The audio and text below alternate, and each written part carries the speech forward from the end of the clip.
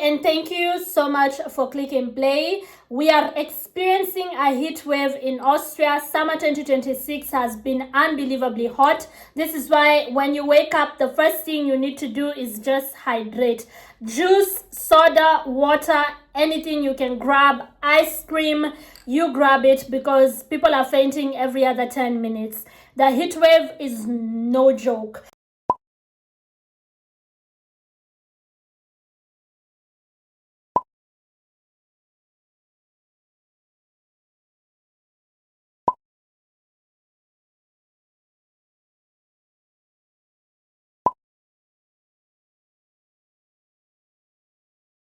The heat wave is no joke.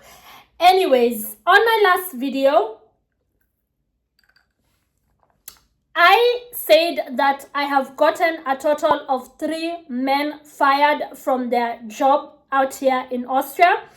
Again, welcome to the video. If it's the first time you're watching me, hi, my name is Elizabeth. I am a Kenyan, but I live in Austria. Of course, not to be confused with Australia, but Austria in Europe, where they speak German. I also go home often because go east, go home, it's the heat, honey, it's the heat. Go east, go west, home is best. Now, in all 3 cases, let me just point out that they were all they don't know one another, the 3 guys that I had fired, and it was all different places, different incidences, different places. I'll explain more in the video. But in all 3 cases, I am confident that I did not even for a second act out of malice. I simply documented everything, presented the facts, and the human resource made the decision to let the person go. And that's what you should do. Never ever, especially in a work setting, never ever be dumb about bullies. Don't be dumb. Don't bully them back. Don't be dumb about malicious people at work. Don't be malicious back. Just document it. Present the facts. And let the truth have its way. You see, the thing about the truth is that you don't need to rehearse it. You don't need to overthink. Just present it. That's all you need to do. So, on the first video, I talked about the Syrian guy. If you haven't watched it, you can go and watch it and then watch this one, or you can finish watching this one and then go back and watch that one, however way you want. Now, on this video, he was an Austrian guy, born and raised in Austria. And before I even get into the details of the incident, the thing that got him fired, just like I got into the details of the incident and the thing that got the Syrian guy fired, it's a very interesting video, but they let him go on the spot. This Austrian guy was also let go on the spot. Like, we had a meeting one time, not too much deliberation. The HR looked at the facts and they were like, adios amigos, you need to go. So before I get into that, let me just tell you why I've worked at different places for short periods of times here in Austria. When you immigrate to a country such as Austria, and by a country such as Austria, I mean a country that has a lot of bureaucracy and paperwork, there are certain tricks you need to learn. For instance, you need to not only pick up the language, you also need to volunteer and be willing to do short contracts and be willing to be paid less than what you used to make in your country for a short period of time, because it goes a long way in having the government approve your licenses, your permits, your visas, whatever it is that you need, whether you're starting a company, you're starting a business, you're trying to come here to like study, or you've been married here now for some time and you need to get a work permit, whatever it is, just volunteer. Take up short contracts. They're called, I think they're called vocational jobs, summer jobs, winter jobs. Do not have your nose up in the air and be like, I used to be a lawyer in Kenya or Ghana or whatever place you're watching me from, South Africa. Ain't no way I'm taking up a job as a server. Like, I cannot be a waitress. If that's your mentality, you can forget about relocating to a first world country. You have got to be humble. You've got to realize that you're now going into new territory and the rules are different. That's just the way it is. For instance, I'm trained as a journalist. I worked in corporate communication, customer service, a little bit of marketing, public relations. There was no way I was going to say, no, I can't volunteer for 3 months. I'm used to having a proper contract for 3 years, so I'm just gonna stay at home. No, then you're not helping yourself. You have to be willing to take up that 3-month vocational training, 3-month volunteering at the local hospital, 3-month waitress gig during summer, 2 months winter gig for, I don't know, skiing. Maybe people are out there skiing and they need somebody to handle the skiing equipment. Austria is known for its resorts where people go to ski. You have to be willing to be a receptionist for 6 months or whatever. It goes a long way in hastening the processes of your papers, because the government is able to review your time here and see that you've been contributing to the society. You've been paying taxes. Just inform yourself. You don't have any excuse to be sitting at home complaining about how hard it is to immigrate. You don't have to do that. Go on the internet. We live in a world where the information is now in our fingertips. Go on the internet. There's even ChatGPT. There's all sorts of AI robots out there that you can ask. Ask for the information, because information is power. And so that's what I did. That's why I had a 3-month gig at a restaurant, a 2-month gig at a local hospital volunteering, helping them to sterilize the equipment, 3-month gig again at a restaurant, at a 5-star. I've had like little things that went a long way and gave me the stability that I'm enjoying right now, because once they see that you've been doing something, they will hasten your processes. You will get your residency, you will get your work permits. Do not just sit there and lament. I can tell you for a fact that there will be someone somewhere who needs stuff. There will be somewhere, somehow, there will be someone you could assist. Because I know a lot of foreigners, you're just like, oh, but I don't speak the language. Trust me, my first gig, I couldn't say anything in German. I think I only had 3 German words. Danke, auf Wiedersehen, and maybe one more.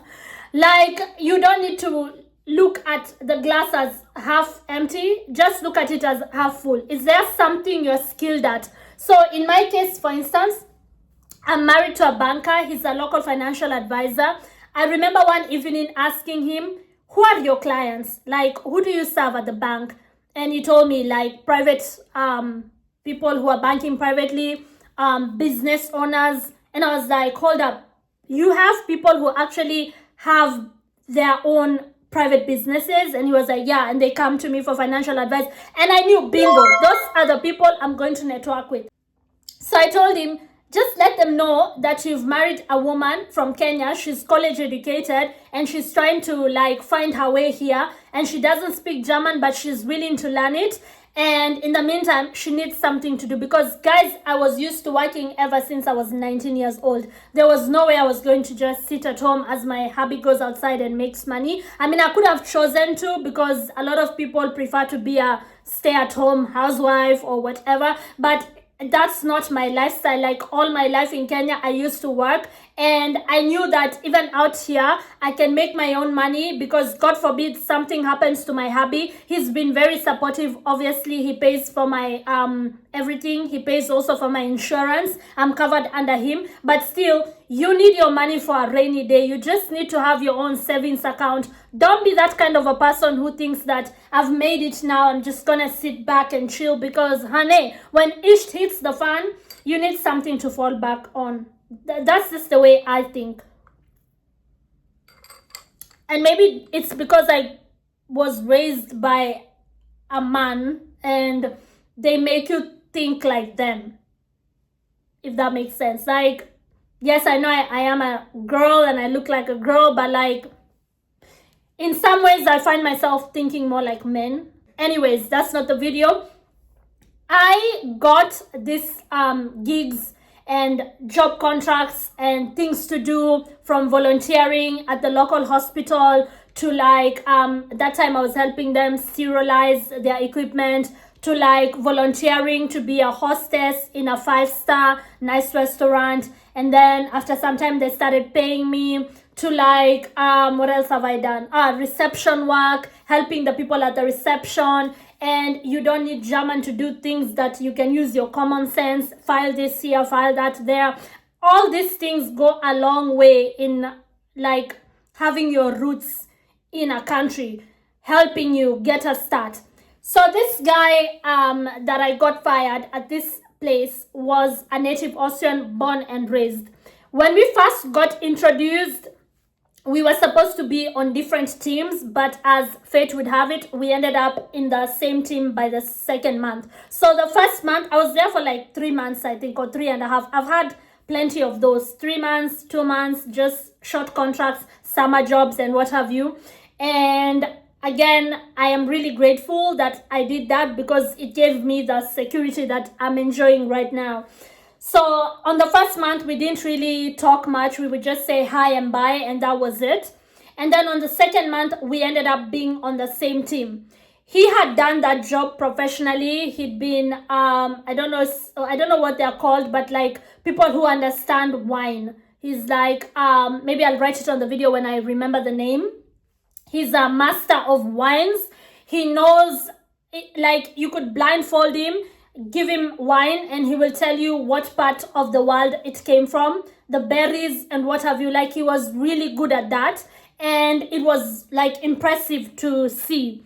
So I was supposed to learn about wine from him. So he asked me like, what experience do you have in Austria? I told him I've volunteered at a local hospital and they taught me about sterilization of equipment that I used in surgery. And at that hospital, actually, they were not paying me. They were just giving me the knowledge, which I'm grateful for. And that recommendation went a long way again in me getting stability in the country as far as my paperwork is concerned, because the government sees that, hey, she's also helped around at the hospital. And then I told him at a different place, I did get paid for a few months at a restaurant where I was a bridge between the service people and the people who are in the kitchen, like ensuring that there's easy flow of work. When an order was made and the servers had to bring it to the table, and also being a host, which was actually the job that I talked about on the previous video. So I just explained to him the experience I have, but the experience before that, meaning at home in Kenya, is a completely different experience. I worked as a journalist, I worked in corporate communication, I worked in customer support, in premium rate service provision companies. So I tried to explain to him a little bit what that means, but I could tell that that's not his field. He doesn't understand corporate. But when it comes to gastronomy, F&B, food and beverages, this is his field. This is what he understands. So for whatever reason, he felt threatened. I am telling you, middle-aged, mediocre white man is a thing. And I'm saying that as a woman married to a white guy. So obviously there are some white guys out there who've achieved a lot, and congratulations to them. They've done well for themselves and they worked hard at it. Those are not the white guys that I'm about to describe right now. What I want to describe is the mediocre white guy who is extra confident. He believes that he is entitled to all good things, and he dismisses anybody who is not a middle-aged white guy, including, yes, white women. He is a misogynist. He thinks he is better because he is a man. So he looks down at women, not only women of color, not only black and brown women, but even white women. And he hasn't done anything of value other than just take from the system. He was born into a system that works. He's been taken from the system. He gave bare minimum, but he thinks because he is a middle-aged white man, he deserves everything and more. He also thinks he is immune to doubt. He dismisses everyone who is not middle-aged and white and a man like him. And he has a sense of entitlement that is completely unfathomable. Like when you see it, you cannot even fathom it. It is a thing. He has this unearned confidence, like you wonder, what have you ever done of value in your life that makes you think that you're just entitled to good things? And if you study why a middle-aged white guy a middle-aged mediocre white man acts like that, you will see that it goes back to recent world history. Just the way the world unfolded put him on a pedestal, whether it was during the colonial times, whether it was after the colonial period and the capitalist states were starting to build themselves, whether it was the media, whether it was Eurocentric ideologies, the education system that told him you are good just by being middle-aged and white and a man. Like, that's all you need in your life. So his baseline standard is that society should just continue protecting him, standing up for him, supporting him, regardless, right? He thinks that everything revolves around him. And normally, if you think about where it comes from the media, it comes from history, it comes from Eurocentric education, Eurocentric ideologies and values, etc., etc. I used to hear about this. I saw a Reddit discussion once, and then I would like hear discussions about this back at home in Kenya while I was in college. But back then I didn't understand it. It's only when I started living and working in the West did I say that, oh my God, middle-aged, mediocre white guys is a thing. Like, they are there. Again, it's not all of them, but middle-aged, mediocre white man is a thing. Anyways, back to the video. Let's get messy. Let us now get messy. Obviously, it's not all of them, but there is a lot of white men, middle-aged, who do not like anything or anyone that feels or looks like has achieved anything more than what they've achieved. Like, there are white guys out here who are middle-aged, they are mediocre, I'm sorry, but they haven't done much with all the opportunities they've been given out here in the West. They've not been able to achieve as much as they could. And when they see that you're somebody who is normally supposed to be beneath them, you somehow have more experience in life or at work than they do, they want to, I don't know, kill you or something. They immediately decide that you've got to go. So he had asked me about my work experience in Austria. It wasn't much. And I could see that, this made him comfortable. That you don't even speak German. At that time, I couldn't speak very well. Now I'm at conversational level. But at that time, I couldn't speak very well. So I could see he was happy, if we can call it that. His ego had been, not threatened up until that point, where I said that in Austria, I've only volunteered at a hospital, I've worked at a restaurant, and so that made him okay. Like, up until that point, we were okay. But the moment I mentioned my experience in my late teens and 20s back at home in Kenya, and I showed him the video of my work, like what I've done in media, what I've done in writing for magazines, editing, reporting, what I've done like in my life with premium rate service provider companies, going into meetings with like international companies, World Health Organization, United Nations. When I showed him that, he was kind of like, you know what it's called? It's called cognitive dissonance. I think that's how you pronounce it. Like, his image of what a young black woman should be is getting challenged because he does not have any experience outside of his field, outside of his town, outside of his country. And so it's like, how dare you? And so when I started mentioning to him how many countries I've been to, and he's never left Austria, I could feel that he felt a type of way like, yo, you're showing off now. Dude, you've asked me a question. He had asked me and I was simply answering, just like how I had asked him and he told me he's a wine master. Look for the actual word for it. And he's been working in restaurants all his life. He was a man in like his 40s. And so he had been going on and on about the wine business. And I appreciated the knowledge and how it is in Austria and this and that and the other. And I respect that field because it's not my field. And I was there to learn from him and assist him, okay? So I wouldn't say he was showing off now, would I? He's not showing off. I asked him. And so he shared. And when he asked me, I also shared. But for whatever reason, when I started talking corporate, when I started talking about my travel experiences, he hated me. And I could see it all over his face, like, no, no, no, no, no. Because the story he wants to hear is, I am a poor refugee girl who doesn't have any life experience. I don't have any work experience. I am in Austria to be helped. Please help me. Like, that's the story he wants. I'm telling you, middle-aged mediocre white man is a thing. So I picked that up. I'm very intuitive. I noticed that immediately I started talking about my work experience back at home and all the places I've traveled to and all the things I've done. He was done with me.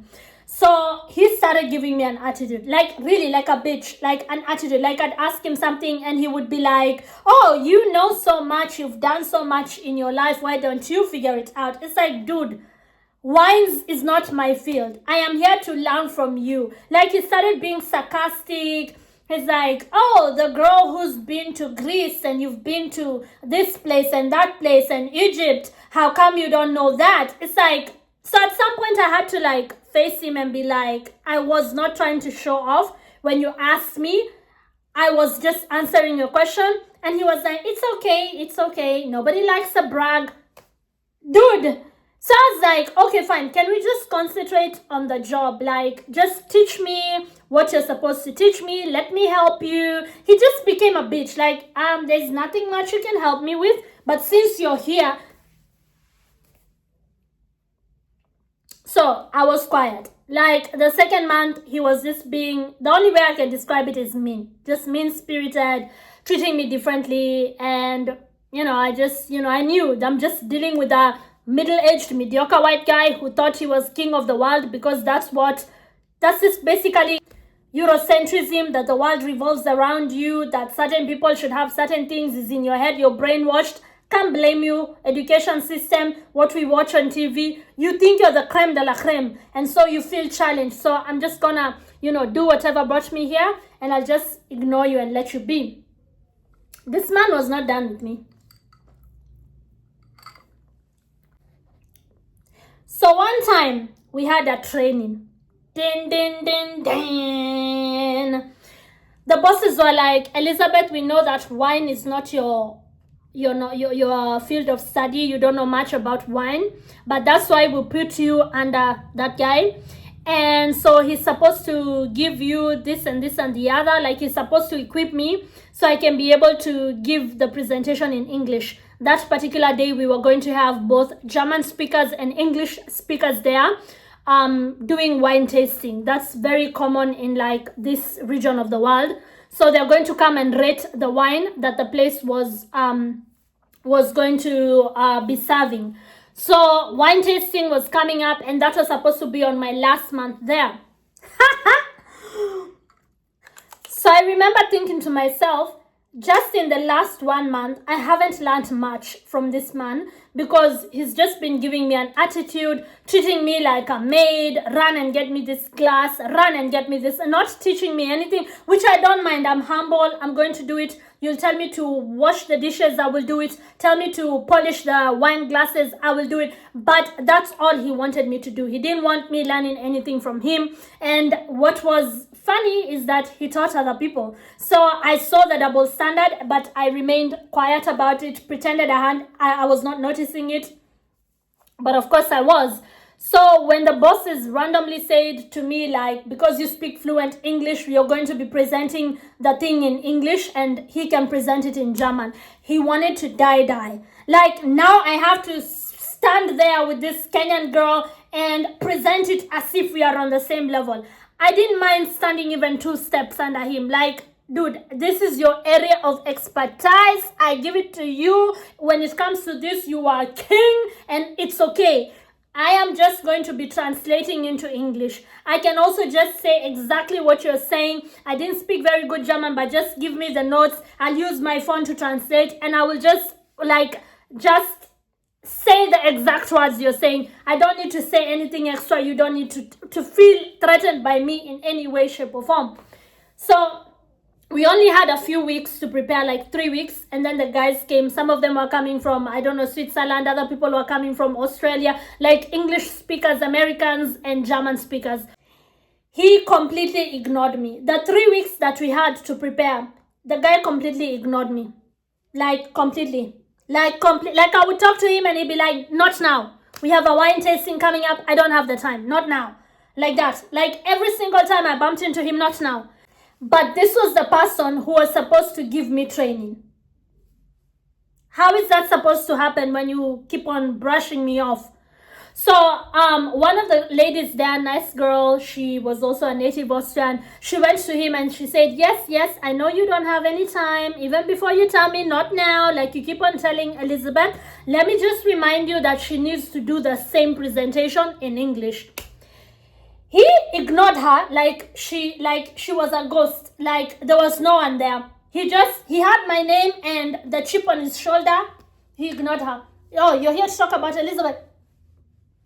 Like, dude, are you crazy? I wasn't ready. I started researching wine on my own on the internet, not even having access to his wine cellar, to the wine, like the place where the wines are kept. He wouldn't let me have access so I can see like what collection we have. One time I asked him, he threw the paper at me, literally threw it like that, like pick it over there and read it. So I'm there reading. I don't know what this is versus this. What is the difference? Which one should be cooled? Which one should be warm? What is, okay, is this red? Is it white? And like, wine is actually a career. Like, that's a thing that people go to school to learn. And I had 3 weeks to master.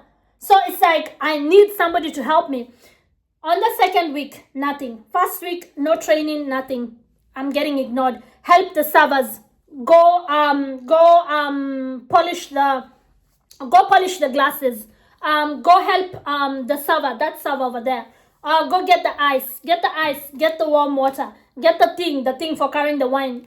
He didn't give me any training. 2 weeks straight. On the last week, I started panicking. Guys, I started panicking. I was like, okay, no, I'm not about to humiliate myself in front of these fine people who are coming all the way to Austria, to the mountains, to be presented with information about the wine that we offer, and I am this bad at it, and I only have a week to go, and I'm supposed, and guys, being the only black person there, the pressure is like, you've got to work twice as hard. You've got to prove that you can do it as well. Like, and then you get no training. So on the last week, I told one of the bosses, because they're like, the actual owners were 3, but the bosses who were there were like 2 or 3. One was a supervisor or whatever. I was like, yo, I only have a week to go. You already know that I have to present this in English, which makes me happy because it means I don't have language barrier, but I don't feel like I'm ready. Why? You see him every day. I'm like, he doesn't even listen to me. The guy is mean-spirited. He doesn't listen to me. He doesn't acknowledge me. He's not willing to train me in anything. And I'm supposed to do a presentation. How? So one of those bosses went to him and told him that, hey, we only have a week to go. And she's telling me she's ill-prepared. So he manipulates. He was, such people, they're very manipulative. He says that he gave me the paper, that paper which he threw at me, and that when I was supposed to go into the wine cellars, I was late for work or something like that. So I went up to him and I said, hold up. Hold up. I've been trying to get trained by you. And he's like, I don't have the time. Yeah, you never have the time. This time I was like in his face like that. You never have the time. You just told one of the bosses that I was late for work. This is why you couldn't show me where the wines are. Up until this point, I don't even know where you keep the wines. You gave me a piece of paper to read. Why? Why can I not just go there and look at the place myself? Why can you not speak with me and tell me, if you wanted to train me, you would have trained me? So that argument escalated into something I wasn't ready for. Like, I was not ready for this guy to react the way he reacted. Like, this guy went, you can't even call it crazy. He went cuckoo. Like, he was like, I don't have to train you at anything. It's not my job to train you. I don't have to show you anything. You'll figure it out. I have a job to do. I am supposed to present something. Get out of my face. I know my stuff.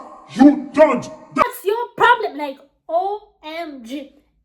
Everybody was like, what did you say to him? I'm like, I simply told him that he has to show me these things because I have to present it in English. That's his reaction. He's been telling me not now, and I simply this time cornered him and told him I need the education. That's his reaction. He went off on me. He went off on me like I had hit his little mother with a car. Like, the way he reacted from me asking to be trained was loud and crazy. Then he left. Like, he left his workstation. So when I went back to the one of the bosses who I had told I've not been receiving any training, she was like, he said that you were supposed to look into the wine and you were late. So she went and checked, like, on the day that he was claiming this. Because, I mean, at work, there are records for a reason. The time you clock in, the time you go on a break, the time you clock out, it's all recorded. There's cameras. It's like, why is he saying this? So they checked it and they were like, no, you reported to work at the normal time that you usually report. I'm like, exactly. He's been saying that I don't want the training, but I've been following him around and he's just been giving me the not now, not now. And now he went cuckoo crazy. Actually, that story of him like exploding, going crazy, I didn't even have to tell anybody because the bosses got told when I was, I had left, and everybody got told that, oh my gosh, this guy went crazy on his Elizabeth. He yelled at her. She was trying to tell him, why did you lie that I was late for you to show me the place where you keep the wines? He wouldn't hear her out. He just went cuckoo crazy. And that's not what got him fired. People can yell, You're allowed to yell. You're allowed to be, I guess you're allowed to be an asshole if that's your character, as long as it doesn't interfere with work. But now it interfered with work. We had a week left.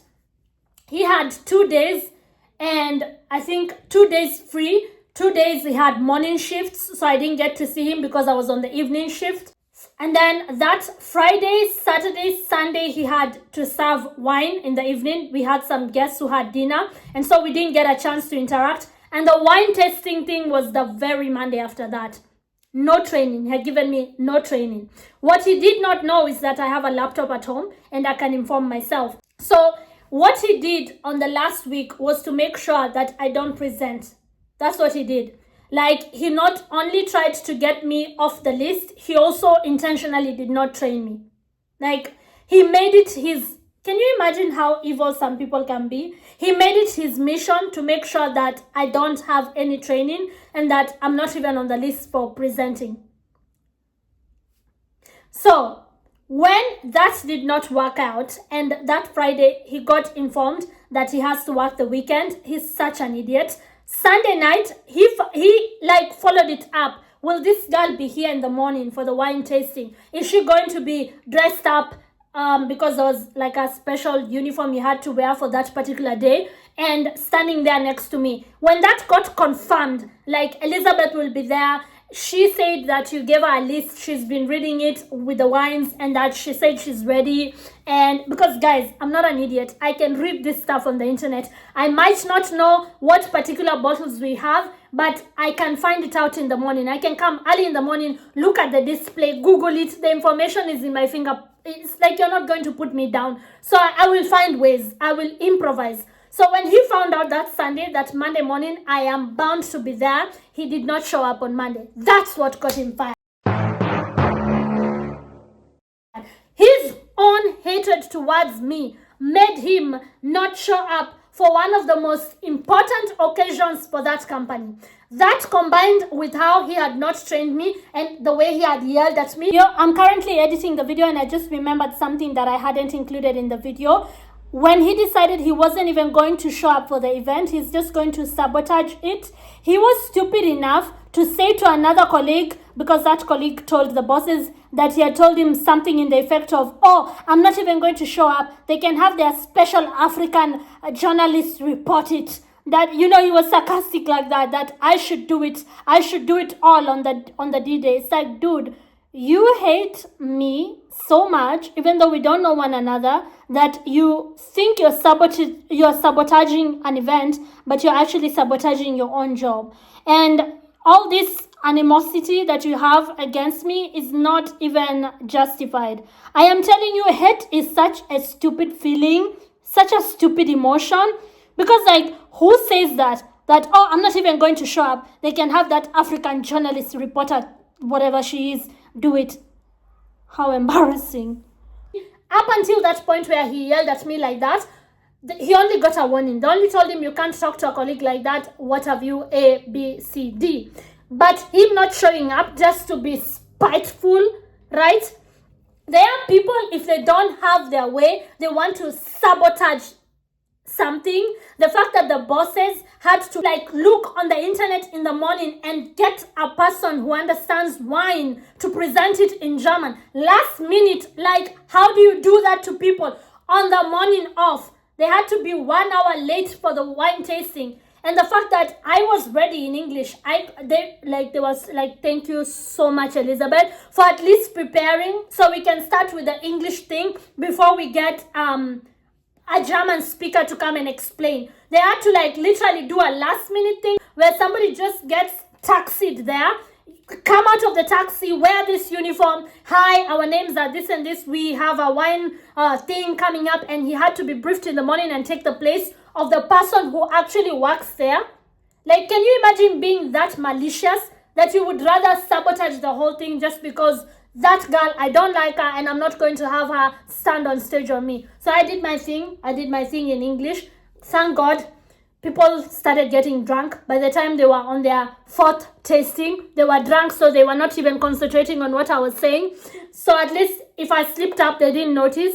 And then the guy who was giving it in German also did a great job. When he came back, that, I don't even know what to call him, that childish, malicious person, he was let go.